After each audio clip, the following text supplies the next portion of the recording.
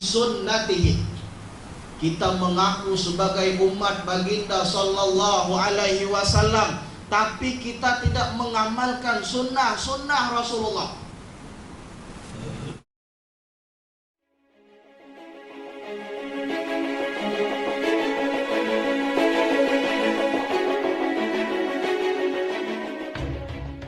Rezeki yang dibagi kepada Allah kepada kita belanjakan di jalan Allah tambah rezeki kita. Ini makna syukur kepada Allah Subhanahu wa taala.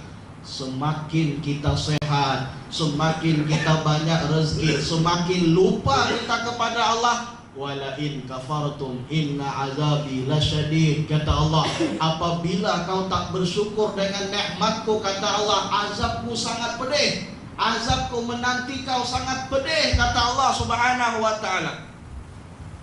Minta maaf tuan-tuan, terdapat satu kajian sekarang, orang-orang Israel dia tidak takut dengan ramainya orang Islam.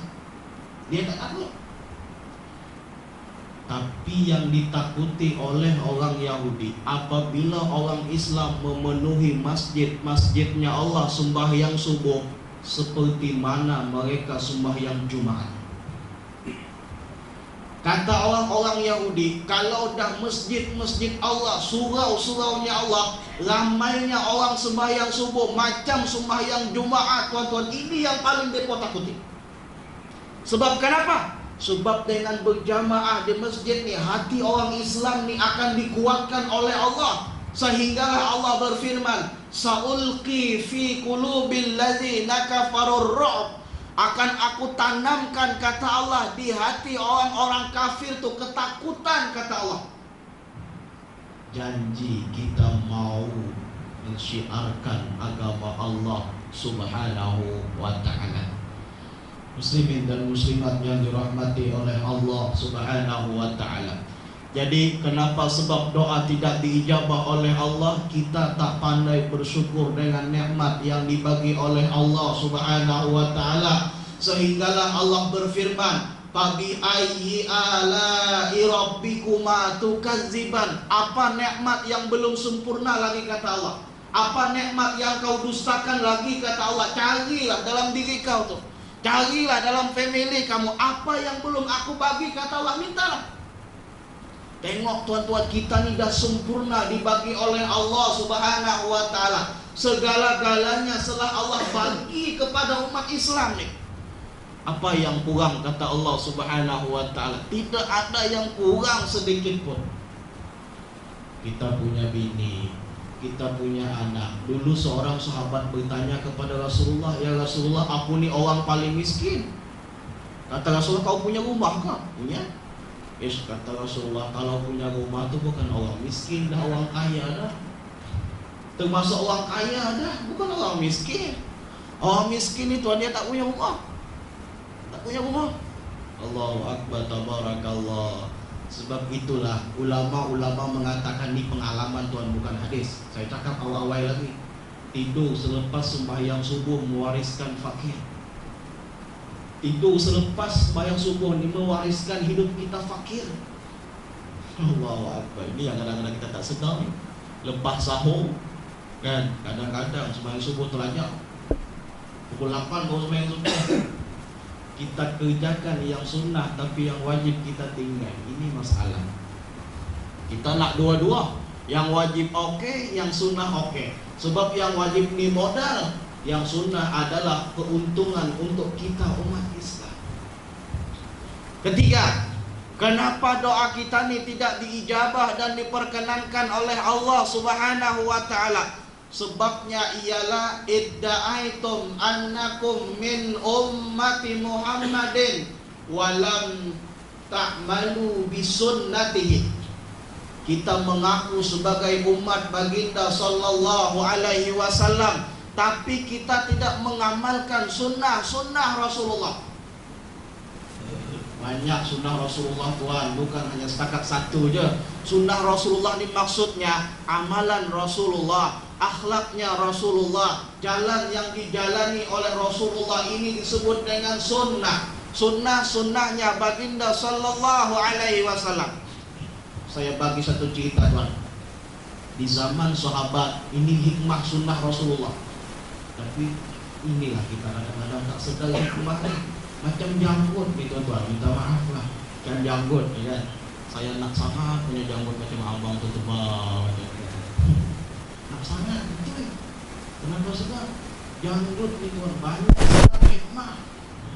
Betul, tapi kita tak tahu. Sebab itulah kata Nabi, kalau kau punya janggut jangan kau cabut. Dia mempunyai satu kaitan dengan alat mata kita. Semakin kita cabut, semakin kabur kita punya penglihatan. Ini dari segi kesehatan juga, belum lagi dari segi yang lain. Ini hikmah, sebab itulah orang Yahudi dan Nasrani tak nak punya janggut. Sebab itulah kata Rasulullah, bezakan dirimu dengan orang Yahudi dan Nasrani. Jangan cabut kau punya janggut. Nah, ini sunnah Rasulullah Sallallahu Alaihi Wasallam. Terjadi di zaman Rasulullah. Ini memang betul dalam kitab. Umat Islam nak menghancurkan benteng pertahanan musuh tuan-tuan dengan bermacam-macam cara. Tak boleh nak buka gerbang umat Islam, umat musuh ni. Macam-macam cara sudah. Jadi bincang-bincang, sembang-sembang, kata sahabat, adakah kita ni belum lagi kerjakan sunnah Rasulullah? Dah pakai jubah, pakai jubah. Kita dah pakai serban, pakai serban. Kan macam-macam dah ni sunnah Rasulullah ni. Tapi kata para sahabat, agak-agak satu kita yang belum pakat-pakat pakai sunnah Rasulullah ni.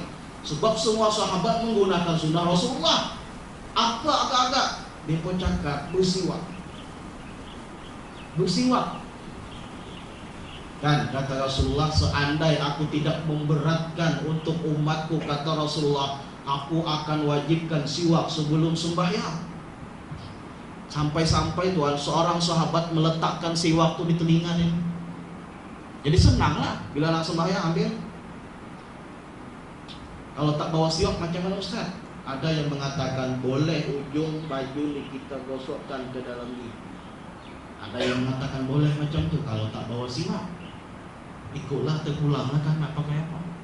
Allahu Akbar, tabarakallah. Jadi sudah pakat-pakat bincang apa masalah, rupanya siwak belum guna lagi. Kata sahabat yang lain, jom kita ambil siwak ke rumah, panjang macam itu. Siwak panjang kan?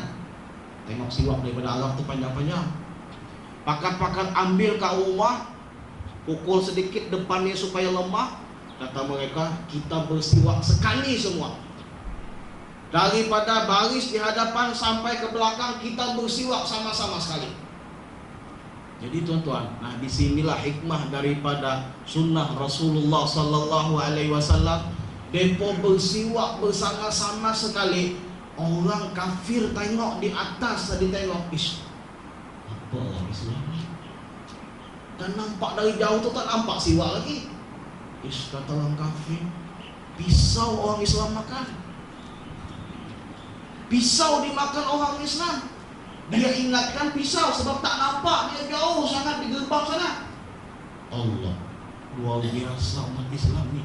Pisau depo makan satu orang satu pisau. Mampu kita macam ni. Dijadikan oleh Allah rasa takut sehingga tengok macam ni tuan, lari semua yang jaga gerbang. Dengan mudahnya umat Islam menghancurkan orang kafir pada saat itu. Hikmah daripada sunnah baginda Sallallahu Alaihi Wasallam. Allahu Akbar.